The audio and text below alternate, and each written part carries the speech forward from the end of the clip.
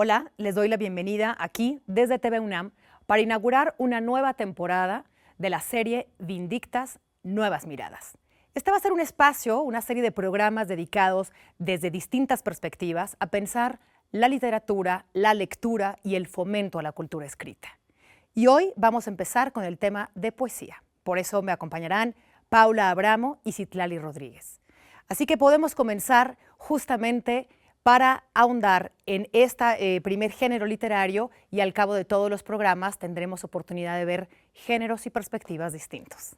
Comenzamos. Esta, como casi todas las historias sobre gatos, no tiene como personaje principal una sílaba tónica, aunque también se trate de un relieve, de un dardo que atraviesa el aro minúsculo de una vocal. Este animal juega con sus garras a matar un molusco en nuestra lengua. Lo libera como un insecto, lo deja descansar sobre pequeñas piedras monosílabas, rocas lisas y ovaladas, átonas, exhalación descolocada, nunca la misma en el mismo sitio, de nuevo vocal, vocal cerrada, vocal casi, vocal abierta, desde la glotis se asoma, sonantes antes y después, se alegra, y aunque sílaba no es tónica, termina siempre con las patas donde empieza el salto. Esconde números. La cifra es una bola de estambre que, como casi todas las historias sobre gatos, nunca termina. Se mueve en la misma cuenta. Revuelve sus patas en el aire para darle vuelta, pero es el mismo. El sentido es una pluma de paloma balanceándose hasta el piso. Pero ella rasga, tumba aves. Este animal, analfabeta, pronuncia una U pensando en una I, pensando en Garcilaso y sus cabellos que el oro oscurecían. Y Sinbad, sin embargo, sin Aleph. Lencería fina o incluso cutre, vestidos de ancho vuelo y una correcta disposición de bagatelas son lujos de los que uno debe prescindir cuando vive con un gato. Pero el cabello, y esto es irrefutable, debe lucir alto, montado sobre la nuca y listo para saltar. Los gatos ven en la oscuridad. ¿Qué miran? ¿Qué objetos diminutos realizan la danza de los cables deshechos, de las pelusas entre sus garras? ¿Qué se mueve lejos del día? La vida bajo los sillones está segura. La luz blanca no llega. Sinalefa ronronea ante su nueva presa. Pues estamos aquí en el estudio justamente para hablar de nuevas miradas, Vindictas Nuevas Miradas, y en particular hoy vamos a hablar de poesía y género y otras posiciones y miradas hacia la poesía. Y por eso justamente tengo a dos invitadas, poetas ambas, una más dedicada a la edición, una más dedicada también a la poesía y la traducción. Paula Amaro, bienvenida. Qué bueno que estás aquí con nosotros. Y Citlali Rodríguez, o Cici, como le decimos aquí en casa, también dedicada a la edición, a la escritura de la poesía, pero también a coordinar junto con Hernán Bravo el periódico de poesía, que es de aquí de la UNAM. ¿Cómo están? Muy bien, muchas gracias. Muy bien, muchas gracias por estar por acá. Cuéntanos un poquito de su formación. Y empiezo con este problema. Les decimos poetas o poetisas. ¿Cómo está esta palabra tan particular que distingue eso que no pasa con las ensayistas o con las cuentistas o con las novelistas, pero que ocurre en términos justamente de este género tan particular? Y creo que podemos estar de acuerdo las tres, que es uno de los géneros literarios que causa más resquemor tanto a quien la escribe, a quien la lee, a quien la edita y quien la traduce. ¿Es correcto? Cuéntanos un poco de ustedes. Empezamos contigo, Cici. Muy bien, muchísimas gracias por la invitación. Y bueno, soy Citlali Rodríguez, como ya dijiste. Yo soy de Guadalajara. Me formé en la Universidad de Guadalajara y después estudié una maestría en traducción en el Colegio de México y en la Sorbonne Nouvelle de París.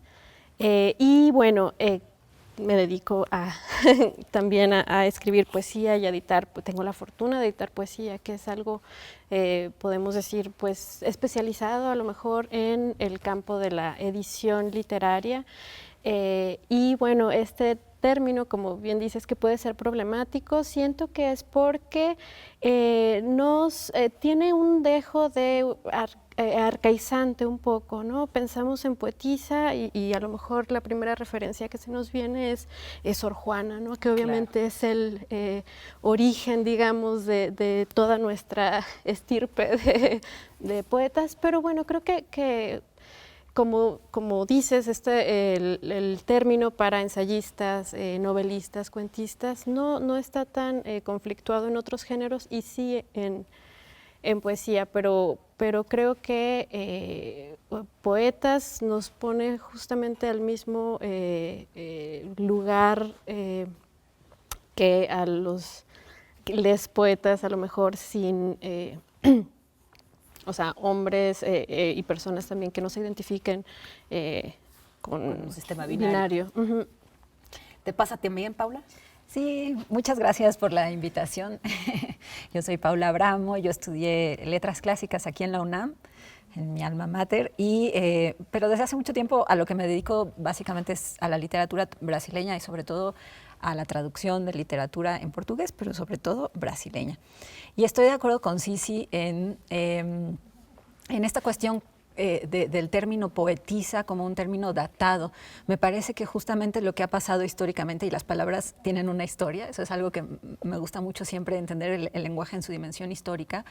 La palabra poetisa, a lo largo de siglos, desde que se empezó a utilizar por allá por creo que el siglo de oro o el siglo XVIII, no lo sé muy bien, se empezó a utilizar la palabra poetisa y estaba cargada como de esta idea androcéntrica de que lo que hacían las mujeres tenía un poco, no era de suyo despectiva, porque gramaticalmente no es despectiva, pero sí estuvo cargada históricamente de una depreciación un poco, siento, y entonces hay dos maneras de enfrentar este problema. Una es reivindicar el término poetisa y resignificarlo y darle su valor, que es algo que hacen algunas personas. Otra es simplemente no borrón y cuenta nueva, quitar este término y igualarnos en el término poeta, que es un término con un género común desde la gramática de Nebrija. Entonces no está mal tampoco que nos llamemos poetas, aunque originalmente el término poeta fue masculino en griego. Está bien que lo usemos como género común, que también tiene un uso históricamente justificado. Pero creo que cada quien puede hacer un poco lo que quiera, ¿no? Me gusta mucho esto del lenguaje, que es una herramienta que podemos estar modificando y renovando conforme vayamos queriendo los hablantes y los usuarios. Pues antes de continuar con esta discusión y para seguir hablando de poesía, vamos a ir a ver una cápsula y volvemos de inmediato. No se vayan. Sobre algunos instrumentos capaces de tumbar un cuerpo de caballería. Son gozosas las formas en que el círculo se perpetúa, no la esfera platónica, no en su pulcritud inapelable, digamos mejor una naranja, o mejor los discretos glóbulos de su cáscara, donde casi en perlas el perfume espera el momento propicio de encabritar las llamas. O mejor aún, una canica no comprada, esa canica que uno encuentra encerrando un núcleo de sorpresa por entre el lodo, ocultando su linaje de pirata, de escorpión o trébol, o de flama, de agüita o guacamaya entre la lama. Es gozosa la forma en que esa esfera se subvierte a sí misma en todas direcciones, y más gozoso el modo en que subvierte lo que sobre ella se desliza. Un pie, por ejemplo, despistado, otra canica, unos cascos a galope.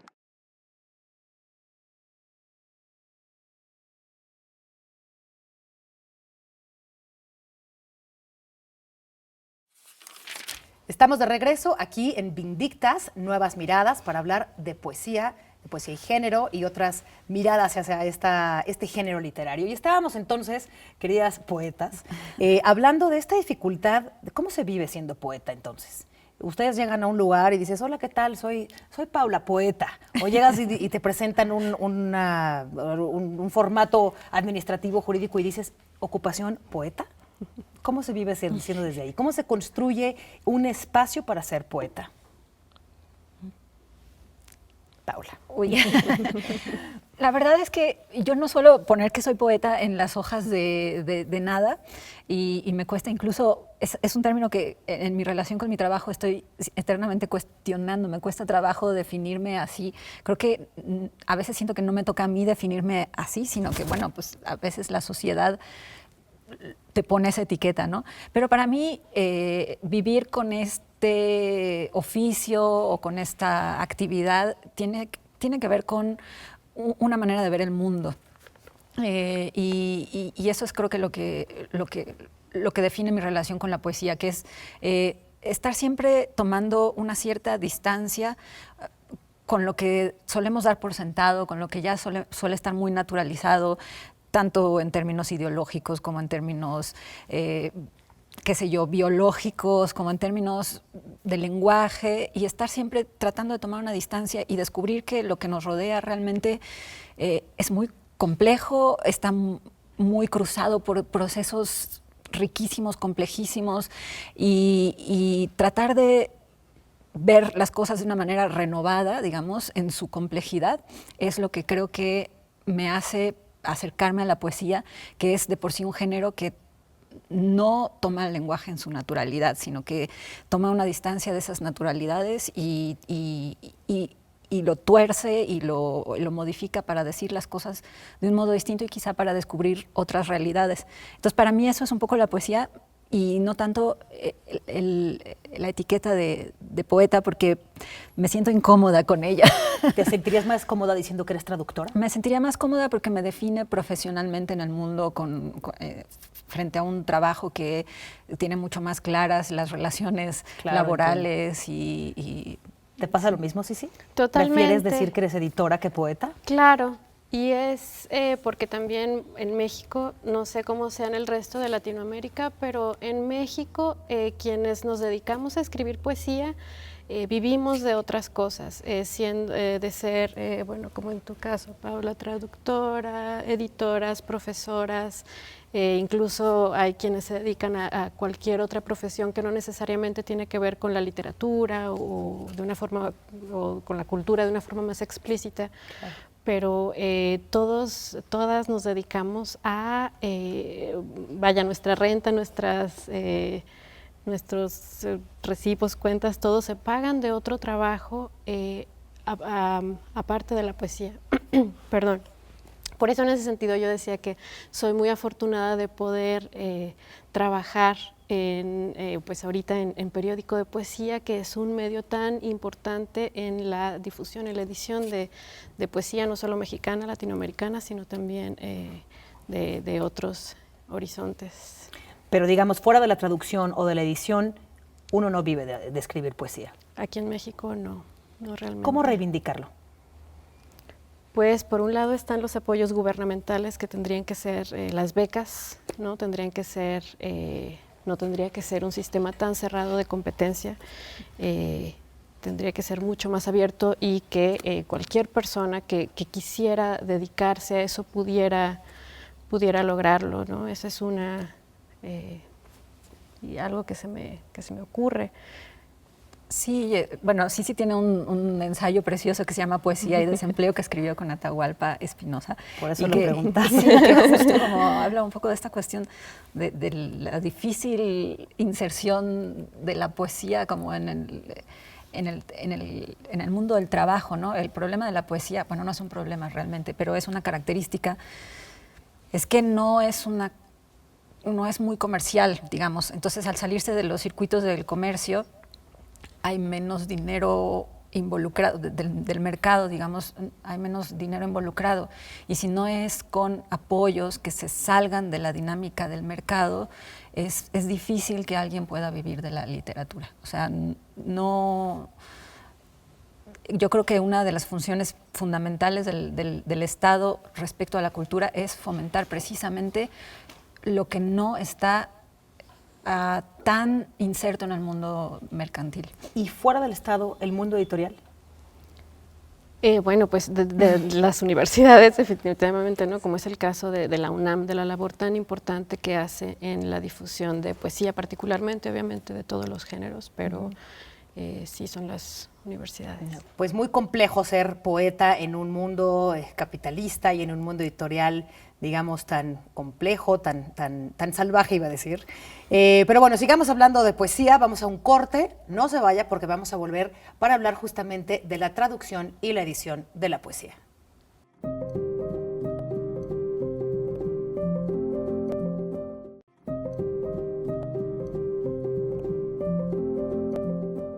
Estamos de regreso aquí en Nuevas Miradas. Estamos hablando de cómo reivindicar la poesía.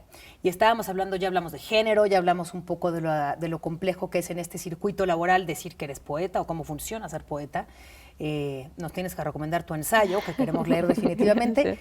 Pero quiero irme ahora a una parte que tiene que ver con la poesía y que tú haces, Paula, que es el tema de la traducción, específicamente de la traducción de la poesía.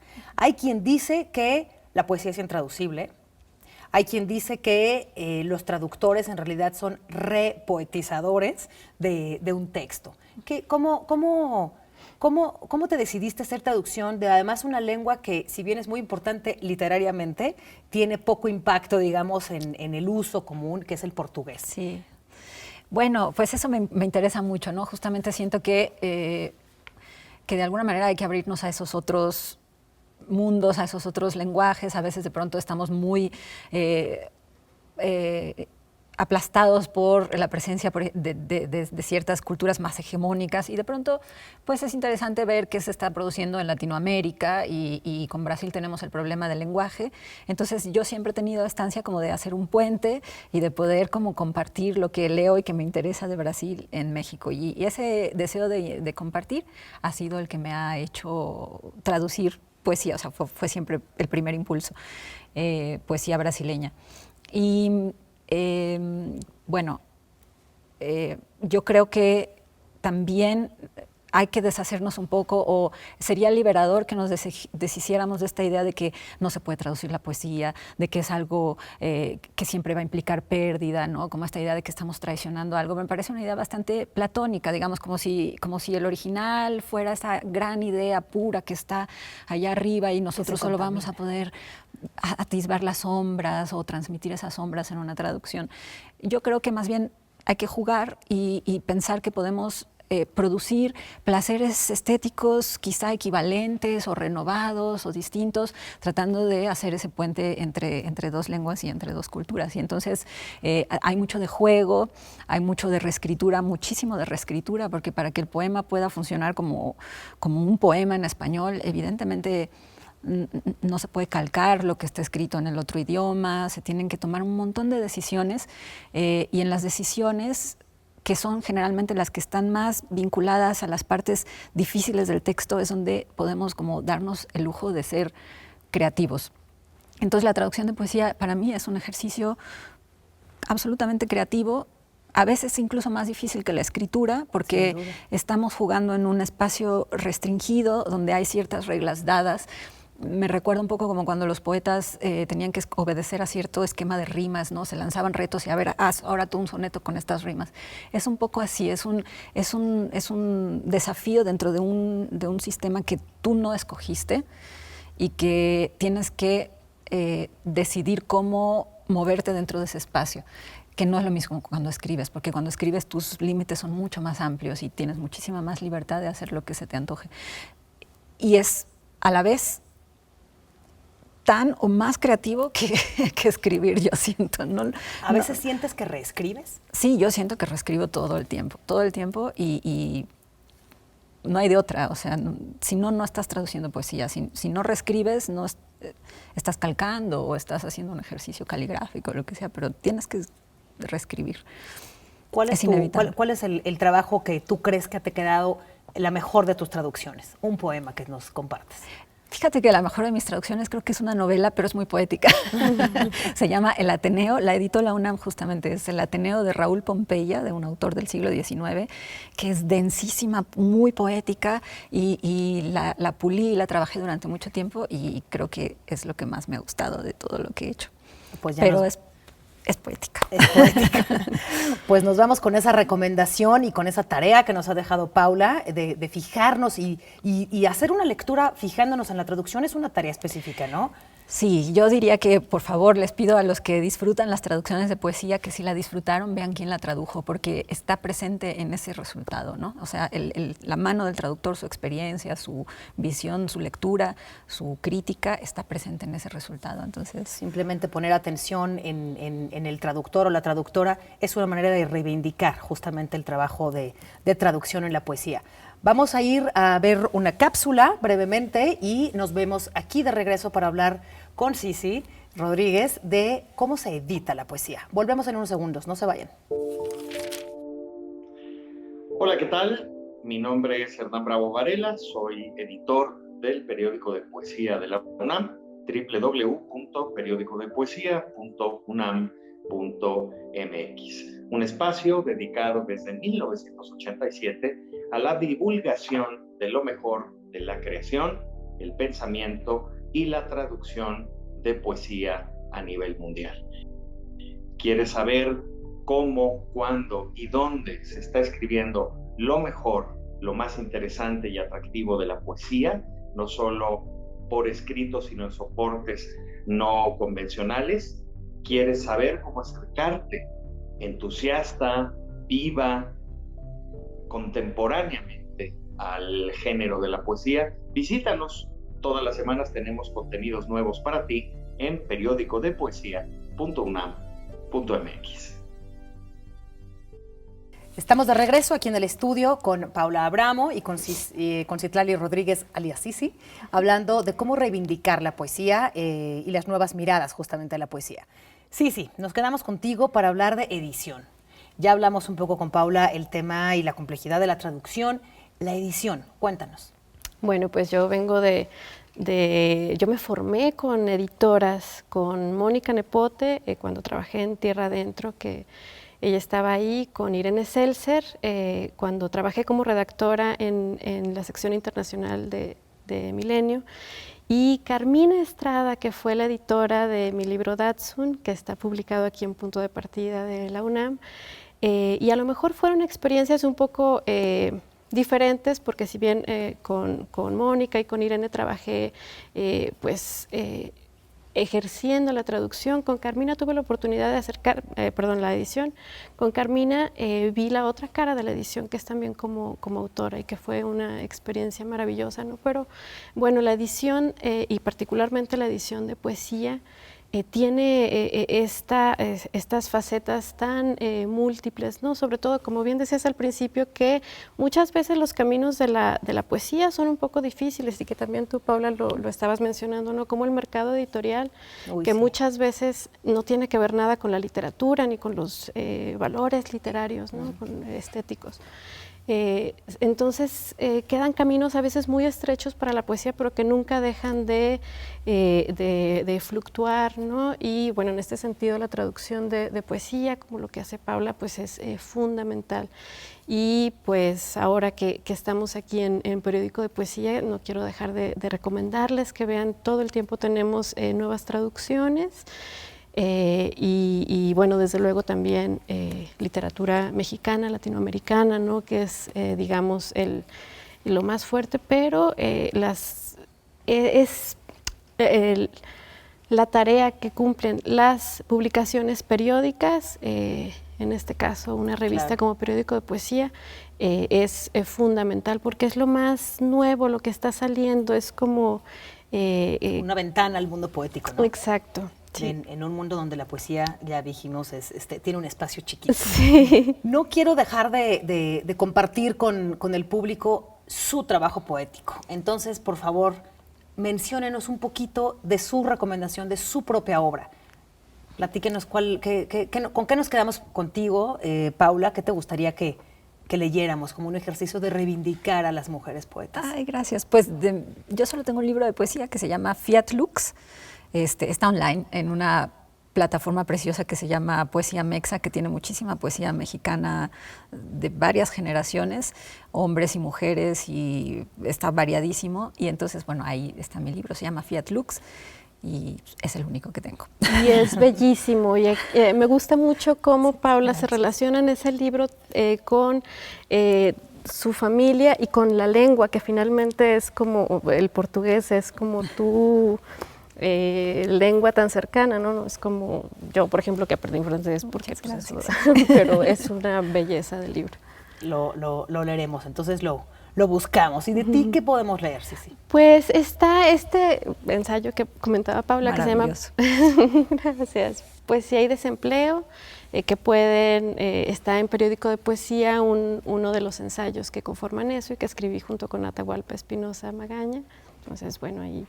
Pero de tu poesía también cuentas. de la poesía, bueno, está Datsun, que también está en Poesía Mexa, y creo que también ya se iba a subir a Punto de Partida. Y bueno, está Catnip también, que salió en la colección La Ceibita, y Jaws, que es un libro de tiburones, que está también en el blog de Poesía Mexa, entonces ahí se pueden descargar. De acuerdo, esas son sus recomendaciones propias. ¿Y una autora favorita que tengan con la que podamos cerrar también? ¿Una recomendación específica, Paula? Bueno, pues a mí me gusta mucho el trabajo que hace Marisela Guerrero, por ejemplo, me hubiera gustado mucho platicar con ella también acá, porque hemos hecho varios proyectos en conjunto. Claro. Y es una poeta que admiro muchísimo y yo les recomiendo que si no la conocen, no se priven del placer de conocer su trabajo. Totalmente de acuerdo, apoyo. Entonces, sí, no, pues también, bueno, otra poeta muy querida y muy cercana a nosotras, Nadia Escalante también, claro. Que es maravillosísima, que ahorita está escribiendo un montón, entonces esa podría ser mi recomendación. Bueno, pues creo que quiero cerrar con una contienda que nos puso una vez el MUAC en una exposición que tenía una obra que solamente era un texto que decía hace falta más poesía. Y yo creo que hace falta más poesía. ¿Por qué ganaríamos si en breve, y ya nada más para irnos con esto, por qué hace falta más poesía? Pues creo que en este mundo tan capitalista y neoliberal, donde todo es acumulación, la poesía nos ha enseñado a hacer una pausa, a respirar. Y como decía Paula, entender el mundo de otra forma. Esa capacidad de asombro no nos lo da otra cosa. Padrísimo. Paula. Estoy totalmente de acuerdo con Sisi y creo que además la poesía nos puede ayudar a pensar de maneras distintas. Entonces creo que es un ejercicio necesario. Absolutamente necesario. Pues con eso nos vamos, chicas, con esta frase. Hace falta más poesía, hace falta más poetas, hace falta más traductoras, más editoras, leerlas y desde luego pues reivindicarlas.